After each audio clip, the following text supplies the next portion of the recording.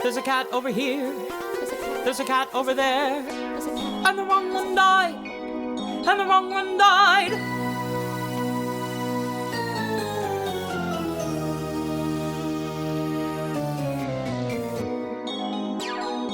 Welcome to The Wrong Cat Died, the podcast breakdown of the catastrophe. I'm your host, Mike Abrams, and today we have another amazing guest. She has been Victoria in many productions of Cats, including the 2014 UK tour, the West End Revival, and is currently in the Vienna Revival. So welcome, Hannah Kenna Thomas, and thank you for joining me. Thank you for having me. I am excited because you've been Victoria for many years now. Yeah. And so I always love to hear first, though, before 2014, I know, you're a dancer, and to do Victoria, you have to have a big dance background, but how much about Cats did you know before you joined the tour? So I knew quite a lot about Cats. Okay. So I was a very big Cats fan when I was younger.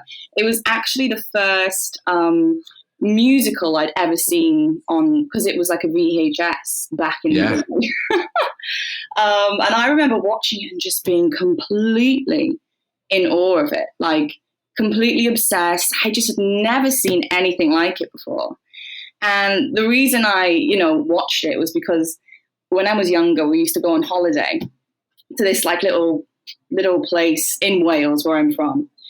And they used to have this like karaoke competition.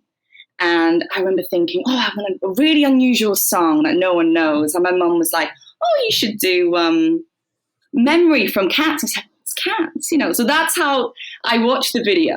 And I remember watching it and being like, oh my God, Mum, I don't want to be that one. Obviously it was Grizabella, but for a little girl, you don't want to be that one. I was like, I want to be the white one.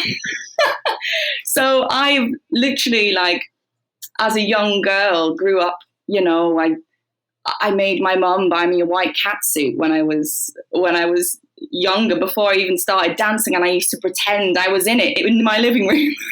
Wow. Did you ever do karaoke did you ever do Memory in karaoke? I did. Of course I didn't win because I'm not a Grizabella.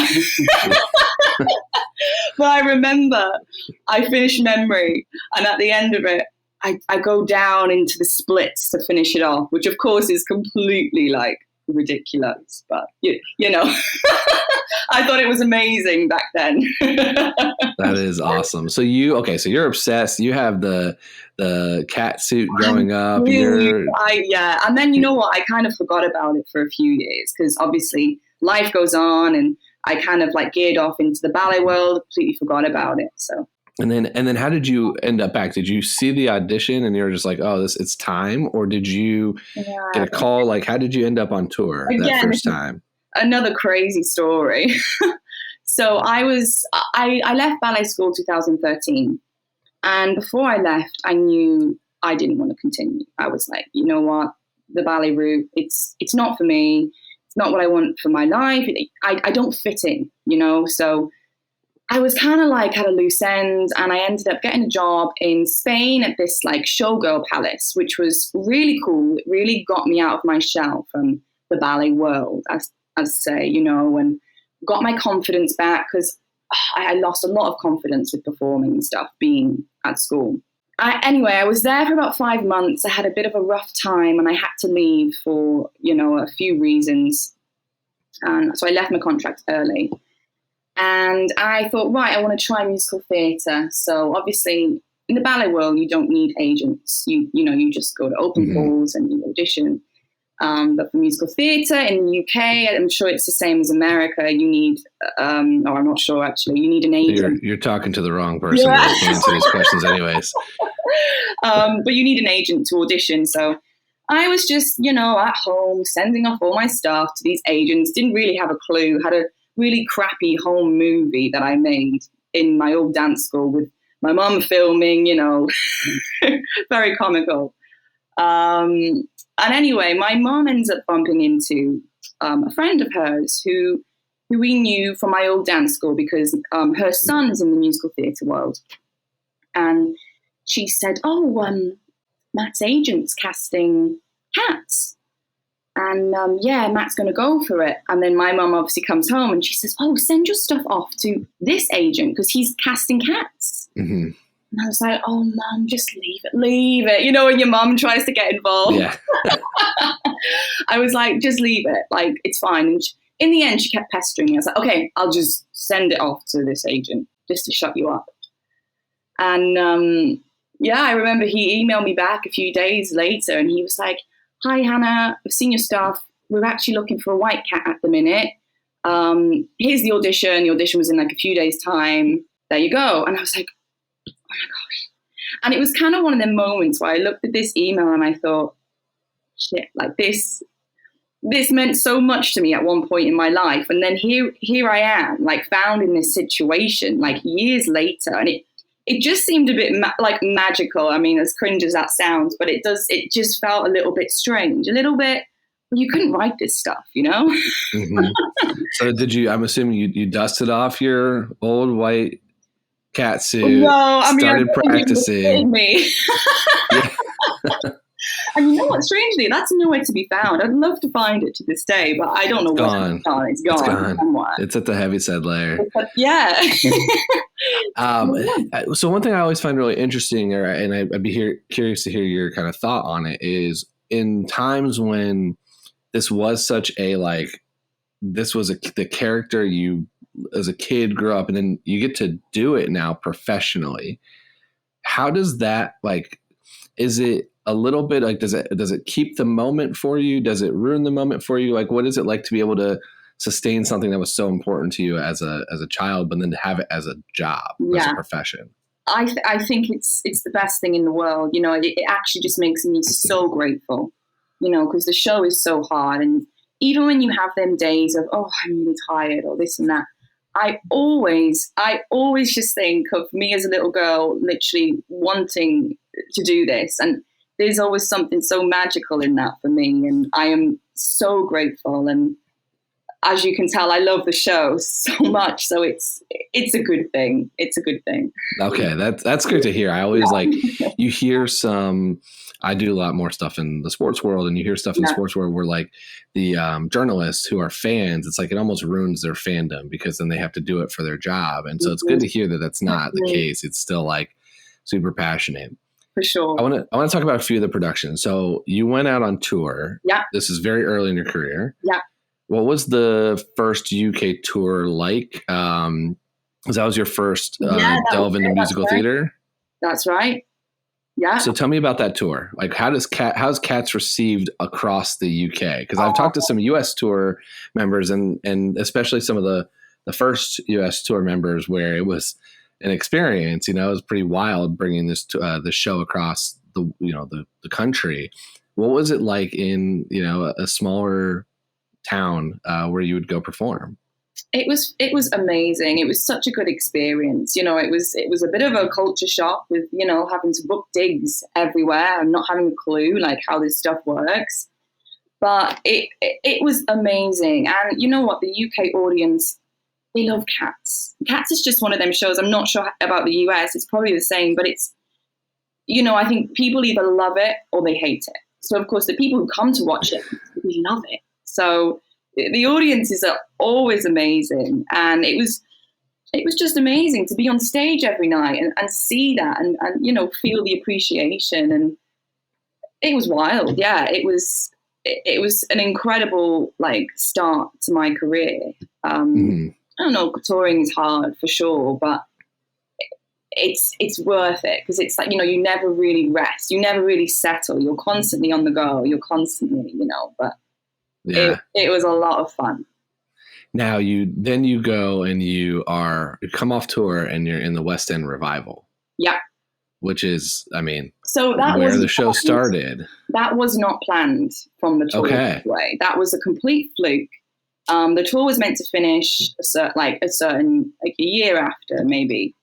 And Andrew Lloyd Webber and Trevor Nunn came to watch in one of the small venues in North Wales where I'm from. And we didn't know about this. We got in to put our makeup on, you do your time for the show. And the company manager says, oh, we've got a VIP guest in tonight. And we were like, who? Expecting a celebrity or I don't know. Mm-hmm. Andrew Lloyd Webber. And we were like, shit. It was, the pressure goes up then, of course. And from then, they saw the show. And obviously, maybe there was a gap in the West End or something. They wanted to fill the Palladium at a certain point. We didn't know any of this. And they liked the cast. They liked everything. And from then was when they decided, right, we're going to pull the end few tour venues and we're bringing it to London. So that was how it was planned. However, we weren't, when it was told to us a week later, what was said was, they're bringing it to London based on this tour, meaning you don't know if you're going to go to London. So they're going to bring the quote unquote tour to London. People maybe, actors maybe, actresses maybe. Yeah. So tell me about, what is it like when you're finishing putting your makeup on and you have that moment where they say, hey, the creators of this show are sitting in the audience in this tiny theater. You can probably see them. Yeah. What goes through your mind with that? Oh, it's crazy, actually. I mean, it's different for everyone, but for me, you can perform to thousands of people and not care and do your own thing and be in your own world. But as soon as you know someone, even a friend in the audience, it gives me anxiety somehow, and especially with like important people. But you kind of have to just like let it be there and just get on with it how you usually do the show. Which never is. It's never as good. The show is always a little bit more weirder because you're putting too much pressure on yourself, really. But yeah, it's a little bit of anxiety for me. So which was harder, when Andrew Lloyd Webber was there, or when like your mom or your family? My mom and my friend, 100%. Oh, that was more? Okay. Yeah. Now, for the cast, because I don't think you do Green Eyes, right? You're not. I do Green Eyes. I do. Were you happen to be Green Eyes right by Andrew? Like, I can imagine somebody might jump in front of him, and did somebody get that opportunity, or did everyone just steer clear? It wasn't me though this time, but I am sure he was sat pretty near to the front, so it's very. Can you imagine if you're roaming around and you're coming from the front to the back or back to the front, and all of a sudden you turn and you start to scare somebody, and it's Andrew Lloyd Webber? Can you imagine? Yeah, it wouldn't be fun, would it? What would your reaction been if it was you? I would probably be shocked if I didn't know he was there. I would be very shocked. But since you were told he was there, was everyone like kind of looking around, being like, "Don't jump out at him"? Like, how cognizant of it? Yeah, of course, people are aware. People, are vigilant towards it. Everyone's on high alert. He's in the audience, so. That's awesome. Now, so you do get picked to go to the West End Revival, and now you get to do the show where it started. What was that production like? Oh, it was incredible. It was such a magical / crazy time because, we were the first West End Revival since it left London when it was originally there. And we knew what a big deal it was. And we were so excited. There was some big changes to the show, I'm sure you know of, with the Tugger and the Gumby they changed. And we had Nicole Scherzinger as leading lady. So it was all very exciting. This was the street tugger, right? Yeah. The rapping tugger. The rapping tugger, indeed. The infamous rapping tugger. Yeah. Very controversial. Yes, very. So, when we were in the rehearsal process, we had no idea, what was going to happen. We were just going along with it, seeing it unfold. So, yeah, it was very exciting. It was a very exciting time. And we knew it was special. We knew it was going to be a special time. So when you're in that production, I know there's obviously the tweaks, but it's the first time coming back.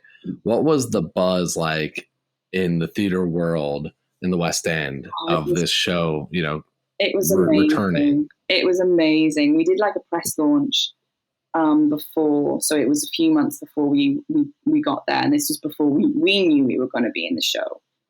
And we were in Newcastle performing at the time, and we come down on the train early in the morning, and then we have to go back up that evening to play the show.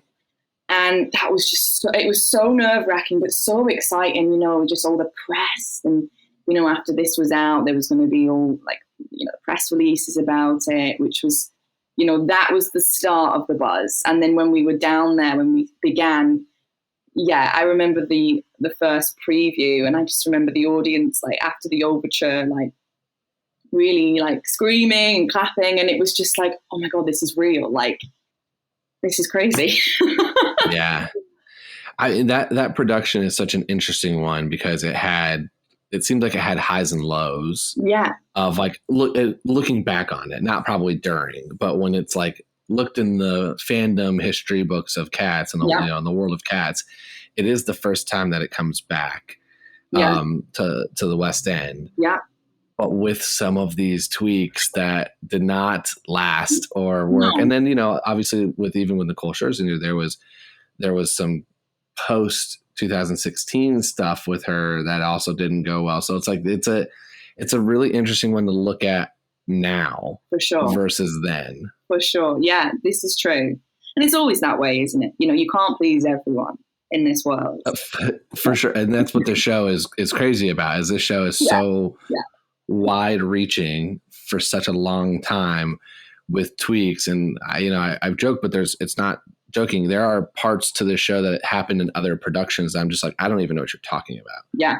Yeah. Because I know about Street Tugger because the rapping Tugger was very, and it's also fascinating because I think that's such an interesting character to change. For sure. But there's so many other little things of like, we're going to have this character and this ensemble character is going to be named something else in this country. And it's a little wild because it's been around for so long and there isn't a plot. There's like such a loose through line that everyone has to fill in the blanks. For sure. The audience for sure have to. I mean, we know the plot, and there is, you know, when you hear the plot from the director, it's crazy. It's crazy intricate. But obviously, as an audience member, you don't know this. So, you know, you do have to fill in the gaps, I guess. Well, fill in the gaps for us then. We'll get to Vienna next, but you brought it up and I want to hear, I know that you get a day or two usually of like, here's the story and the backstories. Yeah.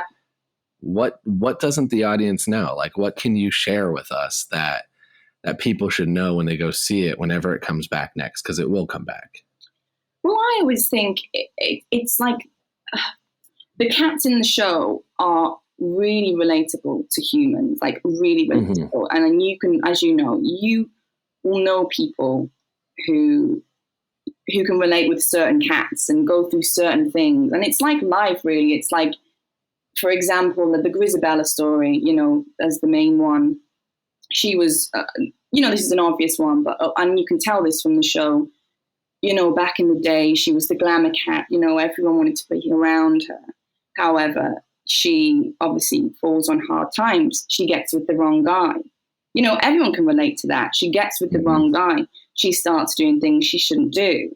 And then, you know, and it's just the intricacy of how it's told. And, you know, it's hard for me to explain it here because there is a lot, but for me, it's relating it all to real life. And then you sit there and you think, oh my God, yeah, that happens to humans. That happens to us, you know, and obviously she gets with McCavity. He's probably, you know, the bad boy. He gets you into drugs. He gets you into like all the crazy shit you shouldn't do. Mm-hmm.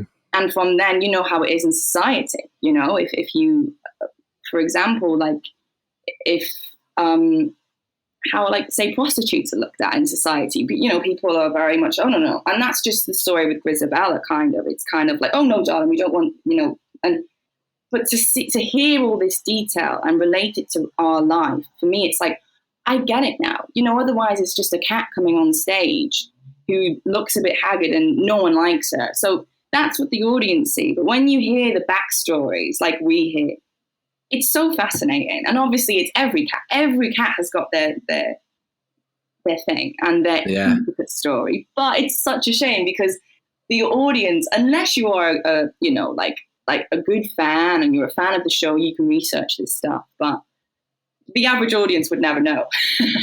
Well, so not only will the average audience not know, I mean, because I was less than the average audience when I went the first time. Wow. I knew nothing. I just knew I was told, look at the set, because I heard the set was really intricate. I was told that, you're going to know memory and probably not recognize any of their songs.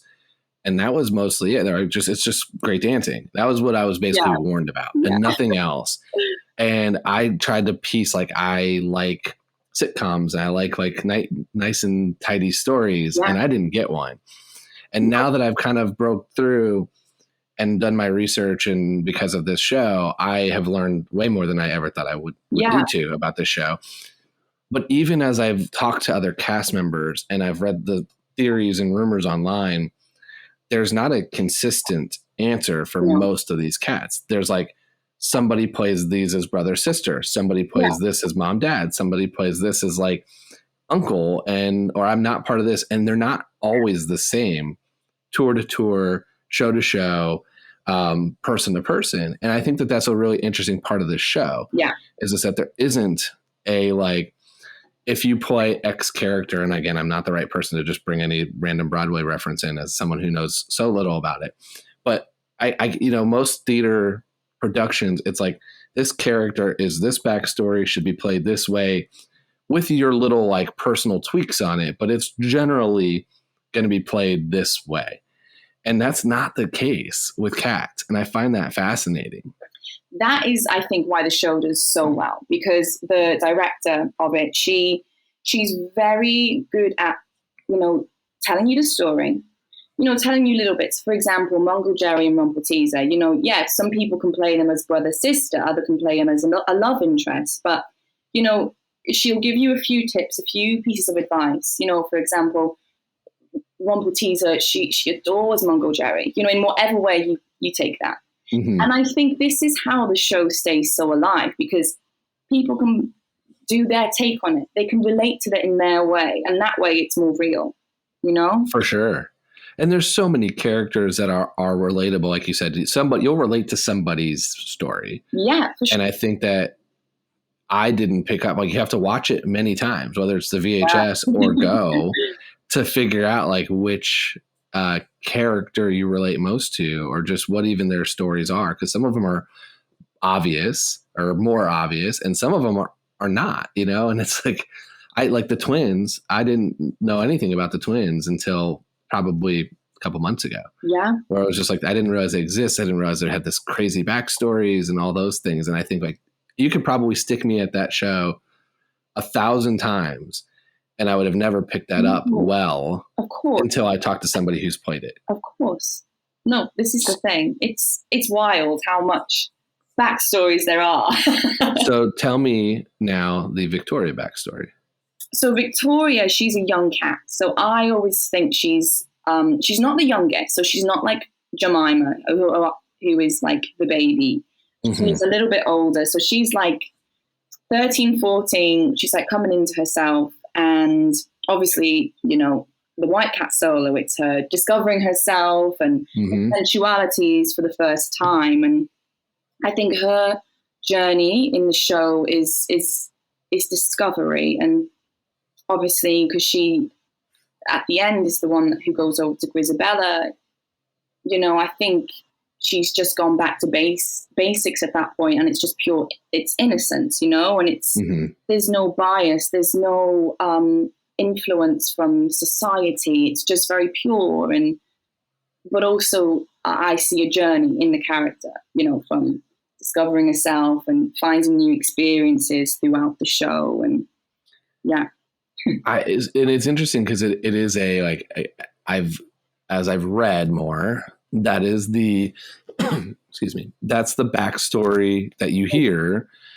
And then you watch the first coming of age dance and it does not look super innocent. No. It is. This is the thing. Yeah. One of her 3 words is innocent, but I always find it somehow hard to play that, because there has to be some sensuality in it, but maybe there's innocence in that. There's innocence in discovering your body and how it works, maybe. I don't know.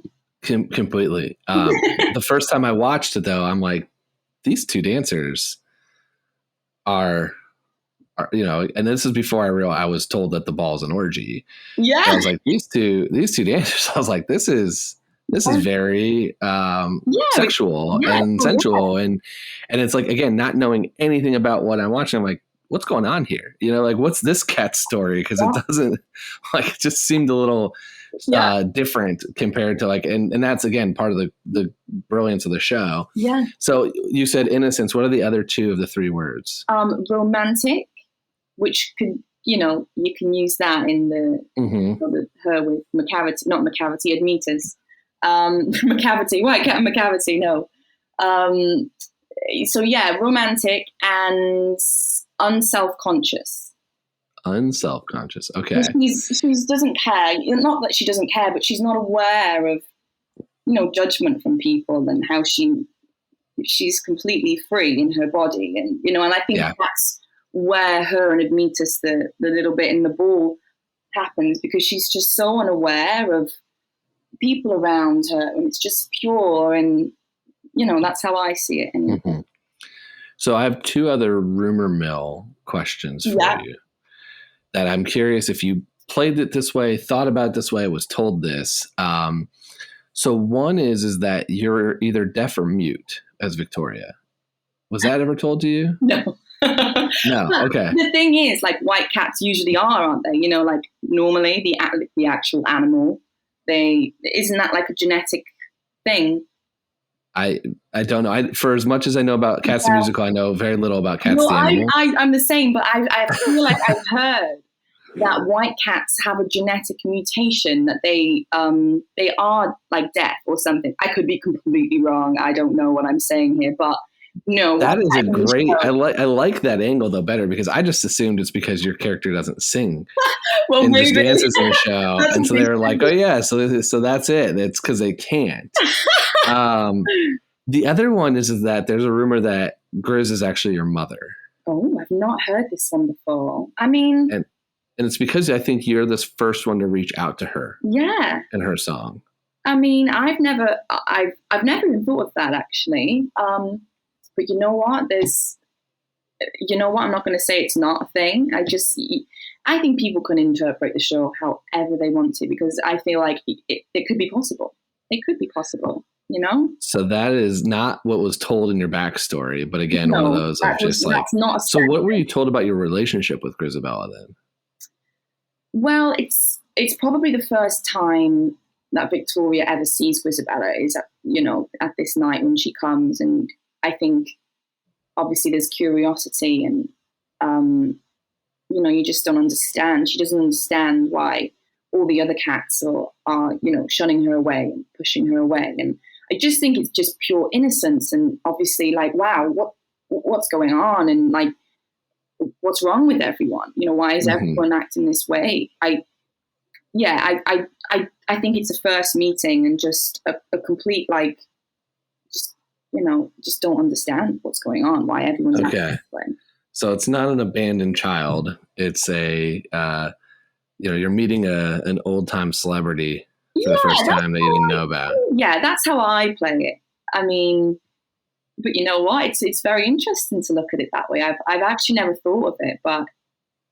So now you're about to go back on tour in Vienna, or not on tour. You're the Vienna Revival. You're going to be there.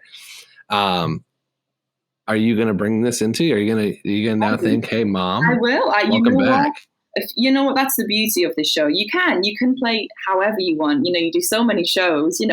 It's good to think of different angles as you play. So yeah, thanks for that. I'll give it a little go.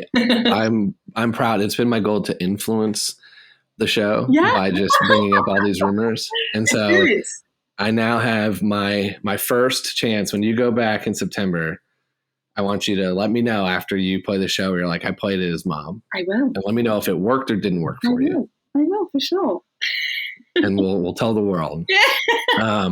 So let's talk a little bit about Vienna. So you are now in the Vienna Revival. Yeah. As Victoria. And you had a quick break, but I think you're coming back here in September of 2021. I'm going to date this because these will probably live well past us. And since you don't have as much singing, I've been fascinated about learning the show in another language, and because it's in German, right? Yeah, and that's right.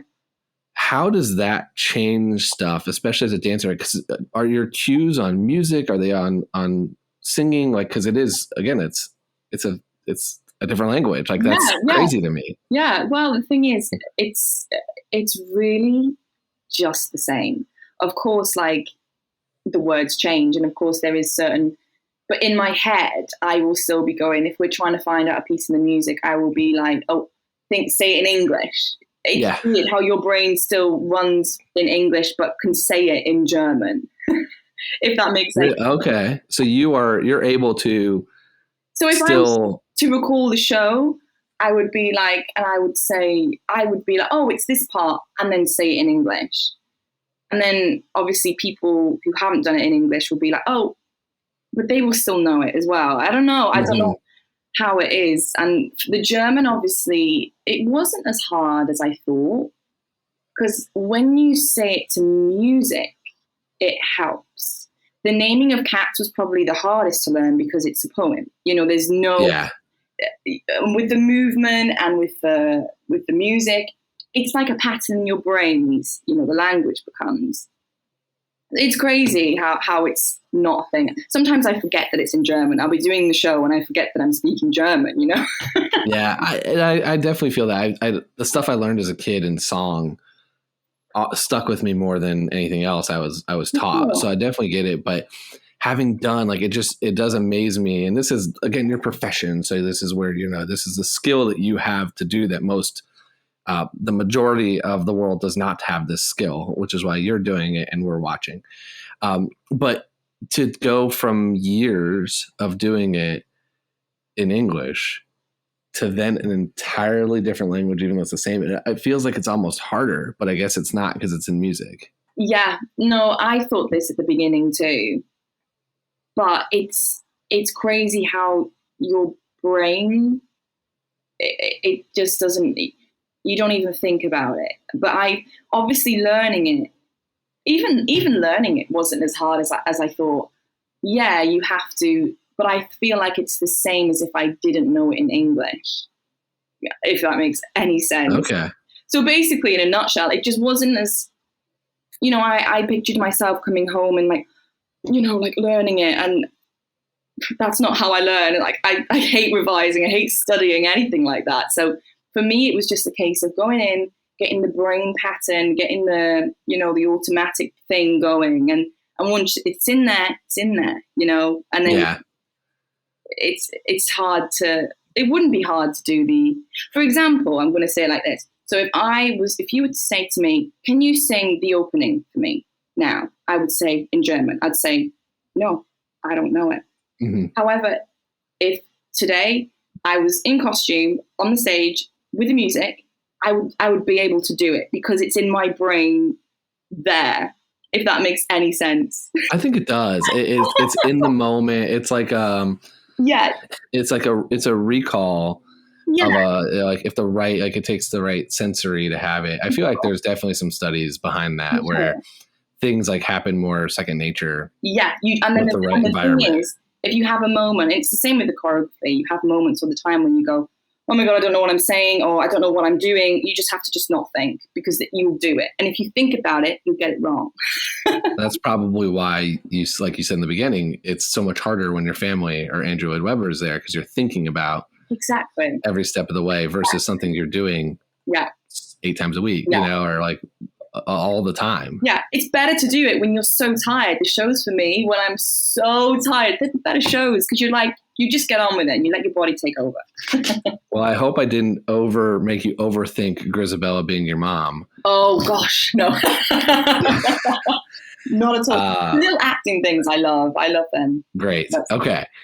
Let's do a couple rapid fire questions before we get into the $1 million question. So if you could play anybody else, I know obviously Victoria was your number one growing up and everything, but just if you could just be any cat, forget male, female, vocal range, dance ability, anything, which one would you want to do for a day? Bomb Ballerina, for sure. Yeah, just such a fun song. That's a very common answer. I love her. She's so sexy, and I'd love to play. I'd love to play her for a day. That's awesome. What about your favorite and least favorite cat? So favorite, I have to say Victoria, don't I? Okay, let me eliminate Victoria. Okay. Because I think that's your, that's me. That makes sense. Yeah. So I would say Bomb Ballerina, my favorite. Yep. My least favorite, this is, I feel mean. I'm trying to think. Least favorite. So take the people out of it, just the cat. It probably sounds awful. No one's probably said this before, but I'm going to have to say Skimbleshanks. Skimbleshanks. Okay, now you got to tell me why. Because I feel like as a cat, taking the people out of it, he would just annoy me. I feel like he's a lot. So it's interesting you say that because a lot of people love him, like including cast members. But I got almost yelled at by the Broadway Skimbleshanks because the episode I recorded where I kind of analyzed him, I called him the creepy uncle. Yeah. I kind of got like a creepy uncle vibe, and everyone that's played it is like, no, I'm the cool uncle. Like everyone loves me. And so it is kind of interesting to hear that you wouldn't like that character because I got a different vibe than now. I'm like, I've turned a corner with him because I've talked to enough Skimbleshanks to be like, all right, you seem really fun and really cool. I didn't get that vibe the first time I saw it, but mostly it was because I was overwhelmed the first time I saw everything that nothing sat, like nothing really registered. And so as I rewatched things, that's where I was like, oh, it looks like he's taking his pants off. It looks like he's like, there's some things in there. I'm like, this just seems a little unique. And then I also got blinded by the light from the train, and I was like really mad when I saw it. Yeah, it like hit me. Yeah. Like, they pointed into the crowd, well, it hit me. Yeah. And I'm still mad at them for that. So yeah, I get it. So what about favorite song? It's probably I really like Moonlight. Pardon me. Okay. The one that Jemima sings, and then we sing it in the second act. I think that's really special. I like that one. Okay. I thought you were going to say McCavity with all the Bomb Ballerina stuff. Yeah, no, that one's cool. But I feel like the Moonlight's got a special. Yeah.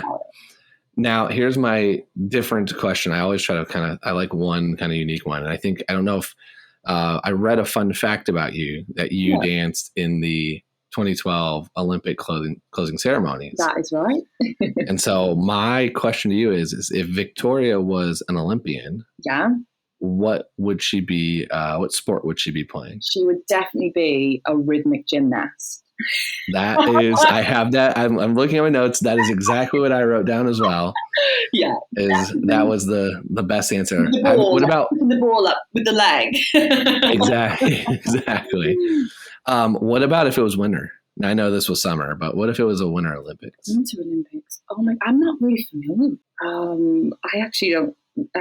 The only thing that I know of is the tobogganing, but I don't think that's something she'd be doing. I don't see Victoria because she's so tiny. I can't imagine she's going to be really good at bobsled or skeleton.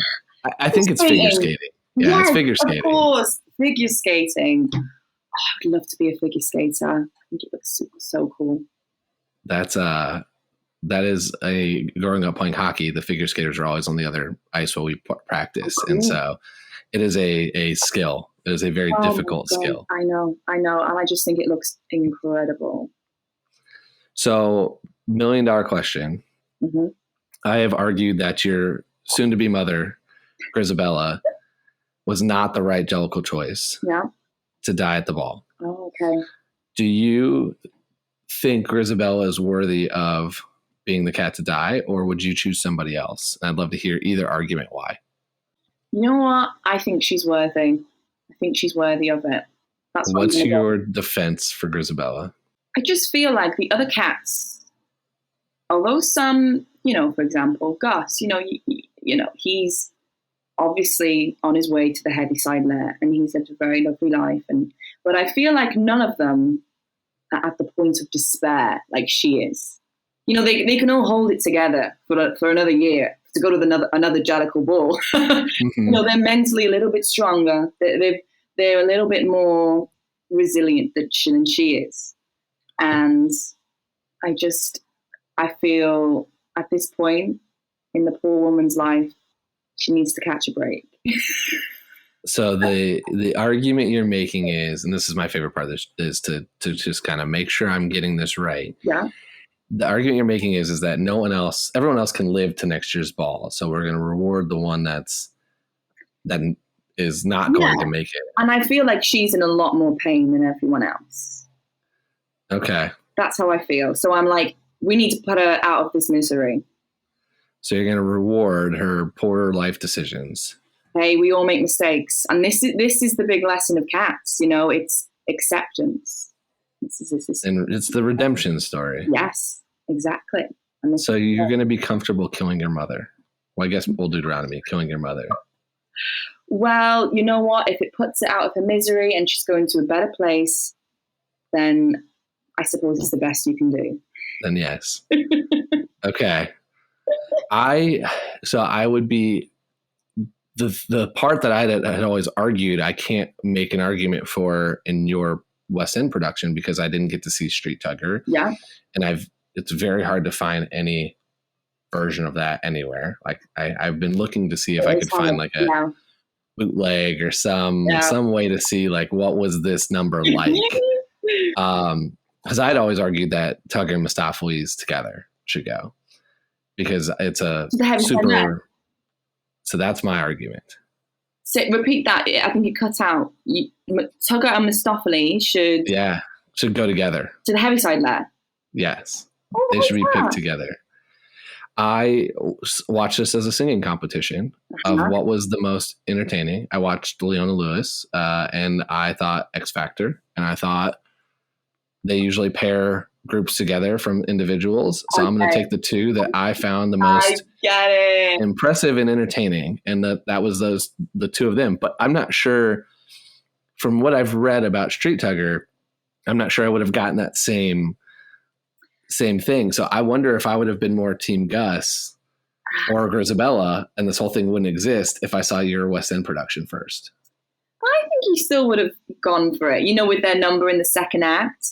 It was the same, they had the same little duo going. But I know what you mean. You can't really judge because you never saw it. But I get that. I've never looked at it like that. But I don't think anybody's looked at it like that. And I think that's why I'm here, is to try to slowly get people to look at this show from a lot of different angles that they probably have never explored it from. I've definitely heard the X Factor thing before, definitely, all competing, showing off their number. Yeah. And I think that fits. I don't think that was the intention. Yeah. But I think that there is I've heard some explanations of like, yes, you're all giving your case for why you should go. Yeah. And so that is a singing competition. Pick anyone you want. Mm. And there's a reward at the end, which also fits. Yeah. But it's a very loose tie through, but that's the part of the show, is this whole thing is a loose tie through. There's no, there is no real interpretation, isn't it? Start to finish. Yeah. So how can we stay in touch with you on social media and in general? So that way, if anybody's in Vienna, they can go see you too. So my Instagram handle is just Hannah Kenna, HANNAHKENNA, really easy. And you can just hit me up, ask me some questions if you're in Vienna or, I'm here. You want to see it in German and now get to see, I'm ready. I want to hear when you play it as Grizabella's your mom, how that goes for you. I will let you know. I'm ready. Well, thank you so much for coming on and telling these great stories and talking about Street Tugger and everything else that I've always wondered about. So it's been a pleasure having you on. Pleasure. Thank you so much. Thank you for having me. It's been a pleasure for me. I've really enjoyed it.